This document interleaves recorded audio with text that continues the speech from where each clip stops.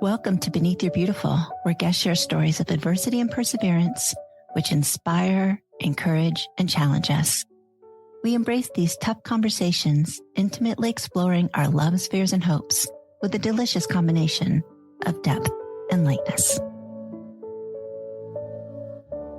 I'm Marianne Ruddis, and I am currently the Executive Director of Elevations, a children's therapy resource foundation. We're a nonprofit, and we provide funding for children with special needs to get therapy services. So we help families fill in the gaps to pay for physical, speech, occupational, and anything by a licensed therapist, as well as home therapy equipment. Parents were having to choose between getting their child what they needed and putting food on the table. That's how the organization got started.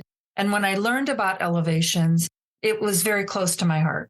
I've had two children that have had extensive medical issues, and I know how much the kindness of strangers can change your life. I had two children that had cancer, and both of them have passed away.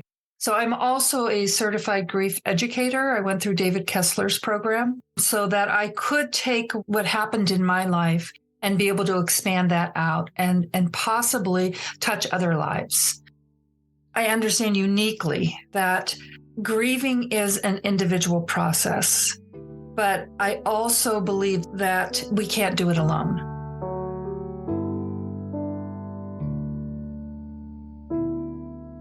My daughter, Nikki, was diagnosed with cancer when she was 16 months old.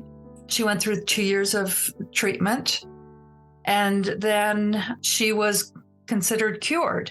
I was pregnant with my second child at the time, and my third child, Matthew, was born just after she finished treatments. And we kind of went on to life as normal. And then my husband was diagnosed with cancer. It was 3 years after Nikki finished treatments. A year into his treatments, Nikki was diagnosed with secondary cancer, and they both passed away in 1994. Carrie died in April and Nikki in August. And how old were they? Carrie was 34 when he was diagnosed, and he died when he was 36. And Nikki was 7 and 9 when she passed away. I had two boys. They were 5 and 7 at the time. And then 3 years later, Michael was diagnosed with a brain tumor. He went through 2 years of treatment. He was 10 at the time, and he passed when he was 12 years old. And that was in 1999. It's been 24 years since Michael has passed. That's so much for one person to go through. It was a lot of loss in a very short amount of time. And I really, truly believe that we all go through things. This is going to sound a little bit strange, but after Carrie and Nikki passed, I really wanted to understand why suffering existed at all. And so I started to look at Viktor Frankl's work, Man's Search for Meaning. And I started to look into the reason that we suffer at all. And it's part of the human condition. And that's one of the things that I really wanted to come to. When Carrie and Nikki passed, I was in a place of, I don't understand this. It was devastating. I was hurt, but I also had two young sons, and I needed to raise them, and they are just as important. How was I going to do that with this crushing grief? It could have overtaken me. And there were days when it did, when I would just stay in bed. But I also had this sense of, even if I don't understand it, I can accept it.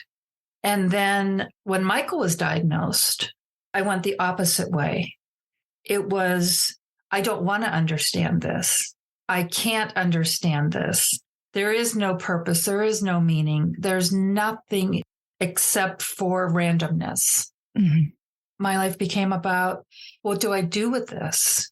How do I use this crushing grief? And this is where I really believe that each of us have an individual grief journey, that it is not the same for any one of us. It was not the same for me. I was a different person when Michael passed away than I was when Nikki died and when Carrie died. I was thinking to myself, oh, I got this. I've done this before. And it was nothing like I had ever done before. I remember someone telling me at one time that you're always going to live with sorrow.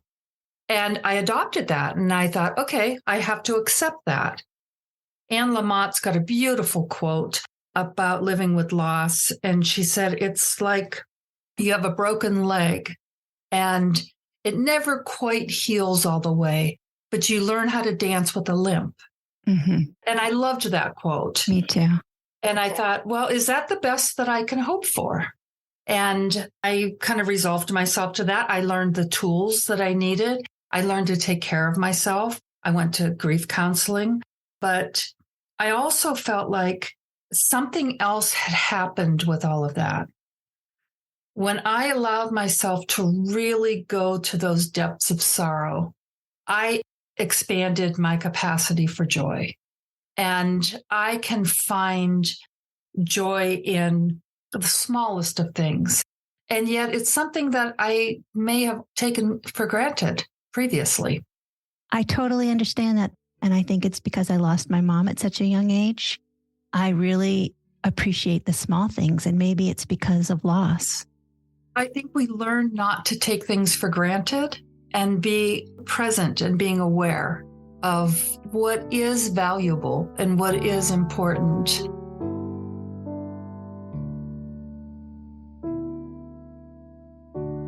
How old was Matthew when Michael died?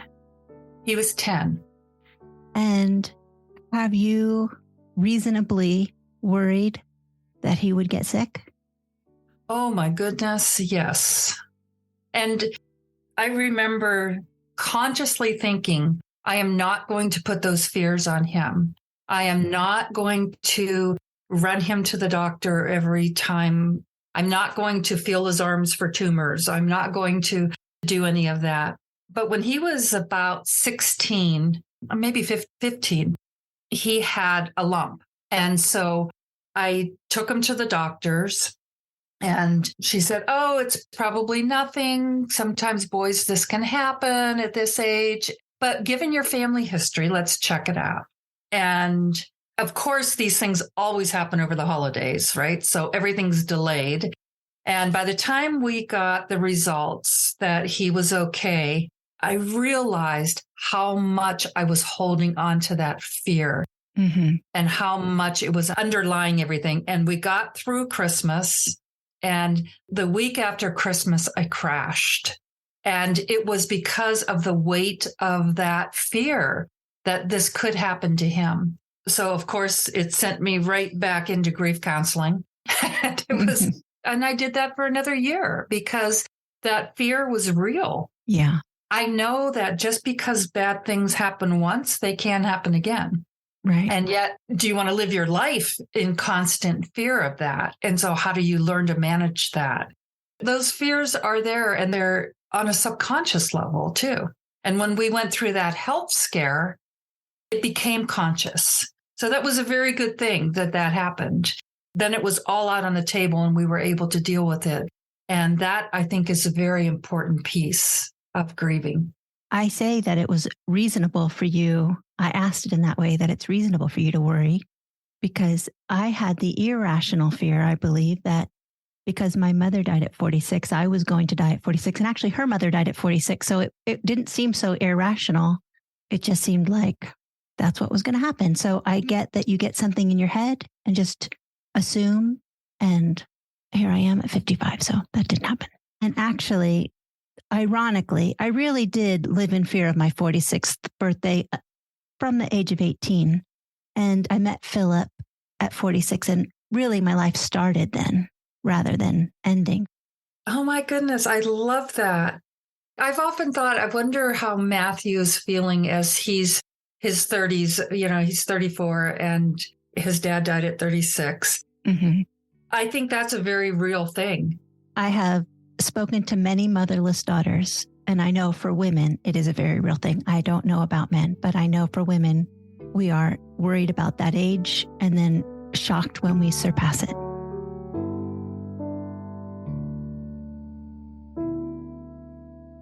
I want to talk about how we don't know what to say to people who are grieving.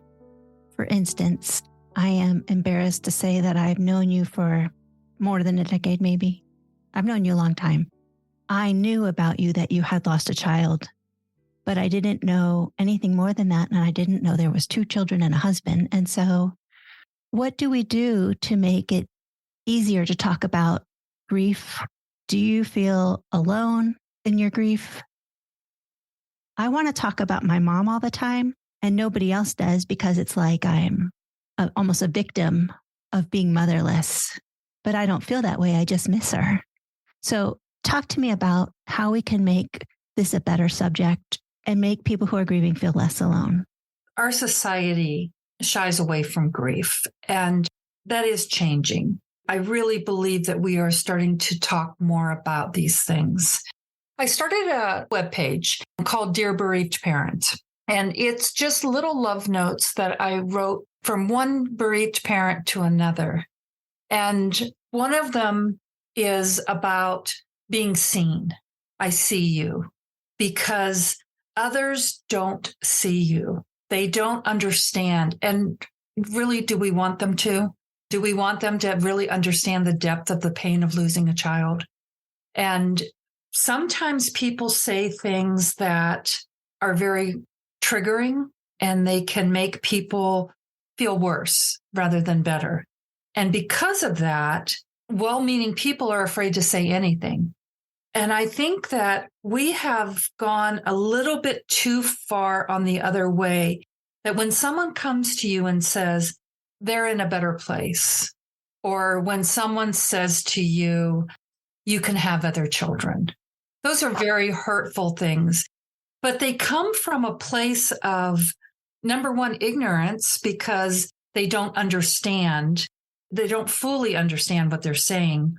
I don't think there's maliciousness there. They're trying to comfort you in a way that makes sense in their mind. As a grieving parent, not even just a grieving parent, but anyone who's grieving, you're hurting and you want to lash out and hurt back. So people got, a lot of times they got lashed at for saying those kinds of things. Then the opposite happened. People were afraid to say anything. And then it became this, well, here's what you say. You say, I'm sorry for your loss. And so now that's all you hear is, I'm sorry for your loss. And that's almost become like this canned phrase. What I believe is, if someone says something, anything, all we have to do is thank them. Mm-hmm. Thank them for speaking up. And if you say something and you see that it was wrong, admit it, say it. I really believe that the relationship that we have with the person is key. So if it's a colleague, say it's someone that you don't know very well and they lost a child, you don't know what to say. You just say, I'm very sorry and I don't know what to say. And that's authentic. That's real. And if it's someone that's closer to you, you can offer to be there and sit with them. But I think that we have gotten people so afraid of saying anything that it hurts just as much when they don't say anything at all. I think we have to get back to, let's not look to the experts to tell us what to do. Let's go inside and examine the relationship we have with that person. And what would we want to hear? Would we want someone to not mention that loss at all? Probably not. Most people want to comfort. They want to help. And you just don't know how. And I think if you can just be honest with that. You asked about that loneliness. Grief is a very solitary journey. Mm-hmm. And yet it's a paradox, because we need others to help us through it.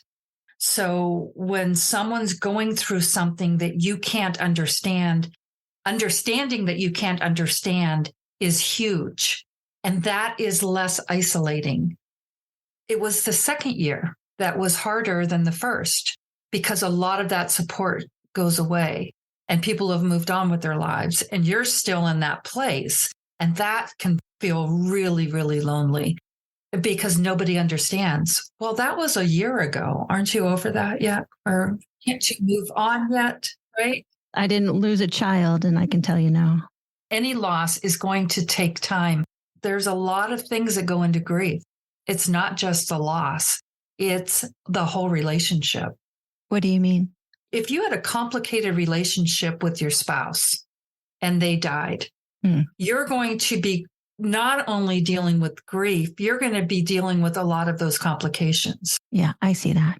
If your parents passed away and they were not someone you were particularly close to, you're going to have a lot of those trauma issues that have to be dealt with. Same thing with children. When you lose a child, a lot of your own trauma comes into play. You know, all of these things come to the surface. I think grief lays us bare. Why do you think that some people have to suffer more than others? Oh, isn't that the question of the century? I don't know. I don't know. Eckhart Tolle said, people will suffer until they don't want to anymore. I'm paraphrasing. I truly believe that it's my choice whether to suffer or not. But then I think of losing my child, and then I think it's out of my hands. The grief is out of your hands. The grief is definitely out of your hands because you have to grieve. You have to feel that loss. You have no choice. You're going to feel it. Mm-hmm. But how you think about that, one of the hardest things for me to navigate was the idea that my life was wrong, that I was an unlucky person, that why did these things happen to me, right? And I could have a huge amount of suffering around that. Why me? Why did this happen to me? All of that. Everyone looks at me and they think, oh my God, she's so pitiful, so unlucky. And I could create a whole scenario around it. And I did. I mean, there were years where I was trying to figure out, why did this happen? And yet, until I could give that up, that was a source of suffering. But I had to work through a lot of things with myself personally in order to give that up and say, this is an impersonal universe. The rain falls on the just and the unjust, right? And why not me? Why someone else? You know, when the suffering's on the other side of the world or the suffering is across the country, even if it's down the street, that's okay. But when it comes to my doorstep, whoa, wait a minute. Why is this happening to me? And once we begin to understand that my door isn't any different than the one across the world, my door isn't any different than the one down the street.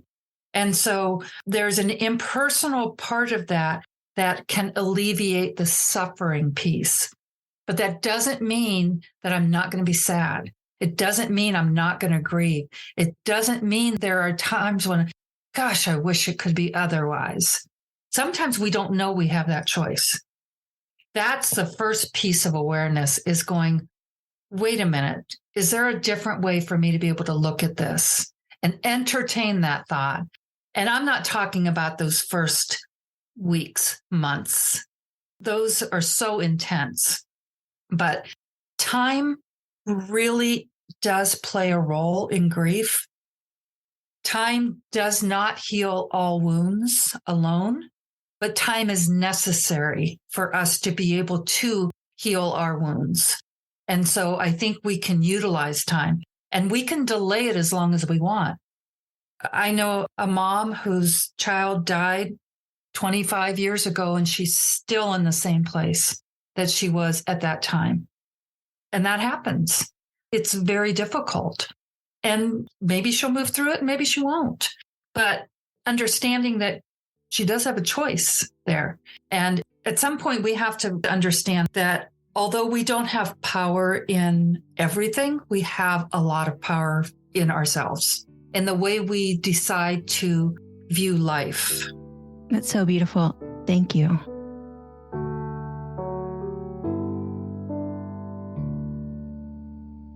I lost my mother my first semester of college, and people were saying she's in a better place, and I can't believe I haven't punched somebody in the face yet. Right. We're saying that because I don't care. I miss my mother. And I remember one girl complaining about a cold, your cold will be fine. And my mother is gone forever. So I understand also the fear of saying something, because that is always my trepidation whenever these kind of conversations come up. We want to hear the name of our loved ones. We want our stories told. We want our moms to be acknowledged. We want our dads to be acknowledged. We want our siblings or our children to be acknowledged. And there's nothing wrong with that. Sometimes people say, well, when I mention the name, then they start crying. Then I feel like, oh my gosh, I shouldn't have said that. And I always say, don't be afraid to ask the question. Do you want to talk about that right now? I have been thinking about you. And there are some situations where people will say, no, not right now. Call me later. Yeah. I'm a firm believer in peer-to-peer support groups. People who have lost their spouse, people who have lost children, people who have lost their parents. If you can get together with others who have had a similar type of loss and understand that they're all going to still be unique in their own way. But one of the things that typically comes up, especially in the bereaved parents group, is that it may have been 5 years. And if they mention their child's name, silence will descend upon the room, right? Especially the holidays. They're really, really tough. And it's like, it's okay to mention their names. It's actually welcomed and wanted. And we don't want to forget them. And we want to know that other people haven't forgotten them. Mm-hmm. One of the things, too, is just to tell a little story. Again, it goes back to the relationship that you had. I mean, what a gift if one of your mom's friends would tell you a story about something they did, that was just crazy and just typical of your mom. Actually, at my oldest brother's funeral, my mom's best friend was there, and she was telling stories about my mom, and nothing was better than that. Right? It was such a beautiful thing to hear stories about my mother. And it's so validating for her life that she was here and other people besides me remember them. And loved her. Yeah. So my son was in middle school, and you know how middle schoolers are, they're all about drama and poems and all kinds of fun things. And Michael used to make jewelry, and I never knew this. So he used to make all this jewelry, and I gave him out to like different friends and stuff and at his service. And this was probably maybe 3 or 4 years ago. And one of his friends said, I put that on my Christmas tree every year. And I was like, oh, do you realize what a gift it was for you to tell me that? I had no idea. Beautiful. But to know that someone else is out there and they're remembering that person, right? Yes. The person that we love, that they love them too. When my mom passed away, all of her stuff was divvied out, but she had made a painting of me, and that was given to me. It was kind of really the only thing I got, but it was the only thing I cared about. But when I got divorced, I moved in with my sister with my 2 children. And as a gift, I gave her that painting. And I never regretted it. But a few years later, when I got back on my feet and I moved into this house, actually, she gifted it back to me. Oh. And it was truly the most beautiful gift I've ever received, even though I had given it away. There's just something about loving your loved one and then other people understanding the depth of it. And that's it right there. There's depth. And if we can approach people who are grieving, and even if someone says something that we may not necessarily agree with, especially depending on your religion, and if someone is talking about, oh, they're in heaven, they're out of pain, all of those kind of things. And I try to remember that for them, that's comforting. Yeah. That's what's comforting them. As a grieving parent, and I'm not the only one that would tell you this, we find ourselves having to comfort those around us rather than the other way around. It can be hard. Like you're saying, if somebody's saying they're in a better place, it's because they truly believe it. And it's not about you at all. They're not trying to hurt you. So I'm going to not punch somebody in the face, but I'm still going to be secretly annoyed. It's so interesting because sometimes maybe punching somebody in the face is just what's called for because they just won't listen. Oh, I'm going to say Marianne said I could. No, don't do that. No. When someone says something like that, and if you are in that place where you can say, that's really not helpful because blah, blah, blah, blah, blah, whatever. But on the other hand, there are days where you're just too much in the thick of it and you can't, and you don't want to do that. And it's not your responsibility all the time. And there are days when you just let those things roll off. And there are days when maybe you do lash out, and maybe you do say something. We're all human and we're all going to make mistakes. And especially when you're grieving and you're hurting so bad and you want the rest of the world to hurt and they don't. That can be really hard. That is the main memory I have of when my mother passed away, that I went out to the porch and I was pissed off at all the neighborhood noises, that life was just going on. And how dare they? That's the main memory I have. Yeah, I remember sitting in my daughter's hospital room.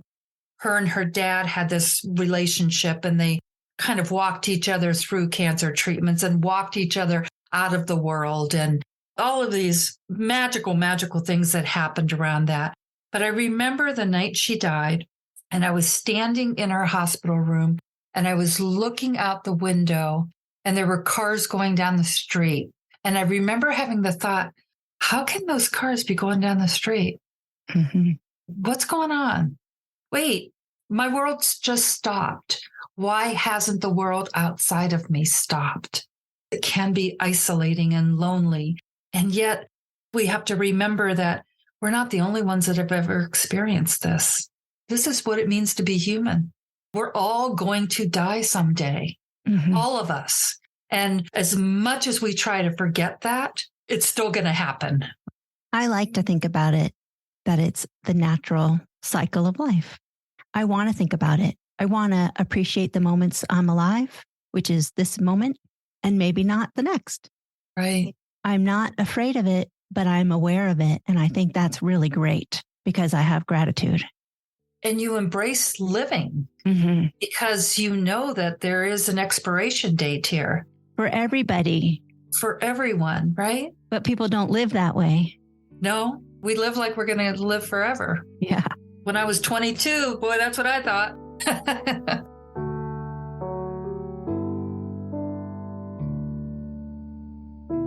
When someone that you love is grieving, it's key to remember that they are bleeding on the inside and you may not be able to see it. And acknowledging that they may be tender, it will go a long way versus trying to find the right words. Just that acknowledgement that I see you may be hurting and I just want you to know I'm there for you. I can't think of anything more beautiful to say to someone who's grieving. That's so beautiful. Thank you. I really appreciate this conversation. And you mentioned that you have to comfort people. Well, I do feel choked up and feel like crying. And is it okay to share tears without you having to console me? But I have emotions about this. I have emotions about your life and everything that's happened to you. So is it better to choke back the tears, or can you see my tears without having to comfort me? Absolutely, I can. My kids went through cancer treatments, right? And I remember talking with a mom, and we were talking about the nurses that would come into the room when our child passed, and they would cry or they wouldn't. And we both had complete opposite viewpoints on that. And it was, well, if they cry and they're in a professional setting, then I feel like I have to comfort them. But if they cry and we're in a professional setting, I know that they're human. I know they care. I know that they're not just performing a job. We're all different and we all have different needs. And if someone cries when I'm talking with them about my story, oh, good Lord, I'm so glad that people can be authentic. It's been 23 years, 24 years. So I'm in a completely different place than someone who's been 3 years. or even 5 years. So I can say for myself that tears, oh my gosh, they are the lifeblood. I have no problem with tears from myself or from anyone else. Thank you for joining us for this week's episode of Beneath Your Beautiful, hosted by Hara Allison. And thank you for your ratings and reviews. We'll be back next week with a new episode. Stay tuned.